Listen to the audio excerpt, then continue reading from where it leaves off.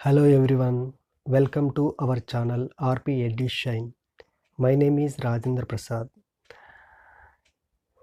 Gap certificate ఎవరికైతే gap certificate అవసరమో వారు ఈ ఫామ్ ఫిలప్ చేసి డైరెక్ట్గా ఎంఆర్ఓ ఆఫీస్కి వెళ్ళి తీసుకోవాల్సి ఉంటుంది.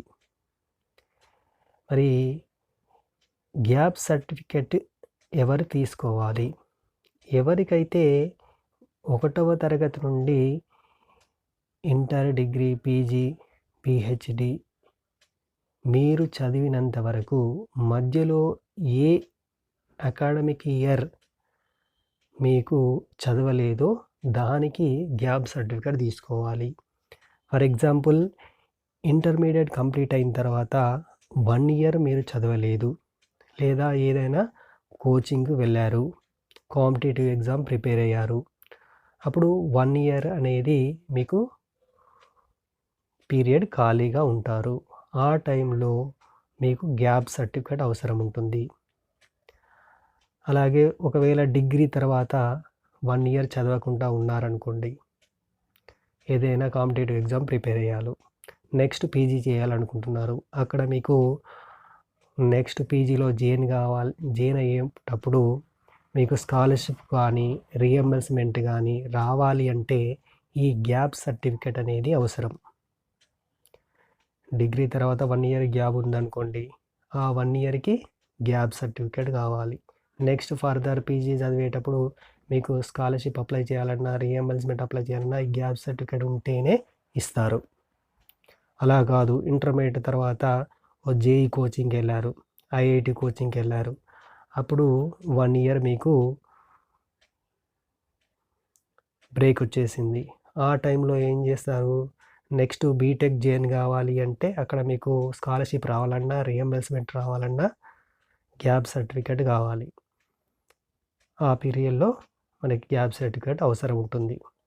ఇలా 1వ తరగతి నుండి మీరు ఇంటర్, డిగ్రీ, పీజీ, పిహెచ్డి అంటే మీరు చదివినంత వరకు ఎక్కడైతే మీరు చదవలేదో, ఏ అకాడమిక్ ఇయర్ అయితే మీరు ఇంటి దగ్గరే ఉన్నారో, ఏ అకాడమిక్ ఇయర్ అయితే మీరు చదవలేదో, ఏ అకాడమిక్ ఇయర్ అయితే కాంపిటేటివ్ ఎగ్జామ్ ప్రిపేర్ అయ్యారో ఆ అకాడమిక్ ఇయర్కి గ్యాప్ సర్టిఫికేట్ తీసుకోవాల్సి ఉంటుంది.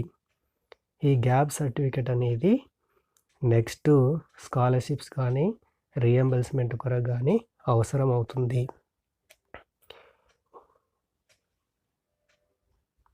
మరి ఇది అప్లై చేయడానికి ఫామ్ ఇలా ఉంటుంది. ఇలా ఫామ్ ఫిలప్ చేయాలి. ఈ ఫామ్ ఫిలప్ చేసి ఇలా ఫామ్ ఫిలప్ చేయాలి. మీరు 1వ తరగతి నుండి చదివినంత వరకు అన్నీ కూడా ఫిలప్ చేయాలి.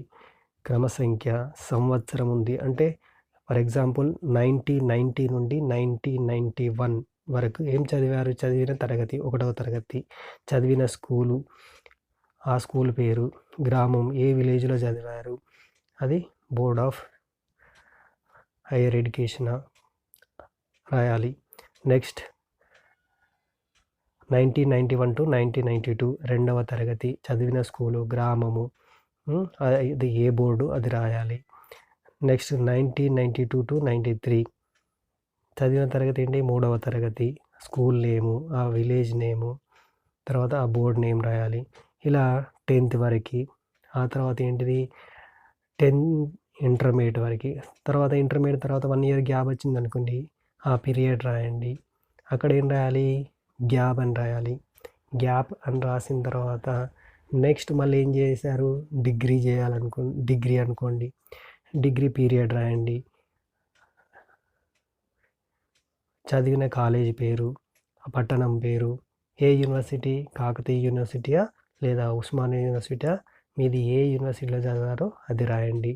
లేదు డిగ్రీ తర్వాత గ్యాప్ వచ్చింది, ఏ అకాడమిక్ ఇయర్లో గ్యాప్ వచ్చింది అది గ్యాప్ అని పెట్టేసి నెక్స్ట్ మళ్ళీ పీజీ చదివారు, పీజీ రాయండి, పీరియడ్ రాయండి. ఓకే, ఆ కాలేజ్ నేమ్ రాయండి. తర్వాత ఆ పట్టణం రాయండి. ఏ యూనివర్సిటీ అది? కాకతీయ యూనివర్సిటీ, ఉస్మానియా యూనివర్సిటీ రాయండి. 1వ తరగతి నుండి మీరు చదివినంత వరకు రాయండి. ఎక్కడైతే గ్యాప్ వస్తుందో అక్కడ గ్యాప్ అని రాయండి. అభ్యర్థి సంతకం చేయండి. మీరు 1వ తరగతి నుండి మీరు చదివినంత వరకు స్టడీ సర్టిఫికెట్లు అన్నీ కూడా పెట్టండి. స్టడీ సర్టిఫికెట్లు పెట్టిన తర్వాత ఎక్కడైతే గ్యాప్ ఉంటే ఆ గ్యాప్ అని రాయండి. ఆ తర్వాత ఎంఆర్ఓ వారు మీకు ఇచ్చేటటువంటి సర్టిఫికెట్ ఇది. ఎంఆర్ఓ వారు మీకు ఇచ్చేటటువంటి సర్టిఫికెట్ ఇది వాళ్ళే ఫిలప్ చేస్తారు. ఎంఆర్ఓ గారు మీకు ఇచ్చేటటువంటి సర్టిఫికెట్ ఇది.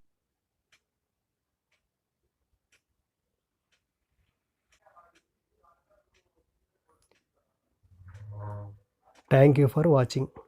Like, share and subscribe.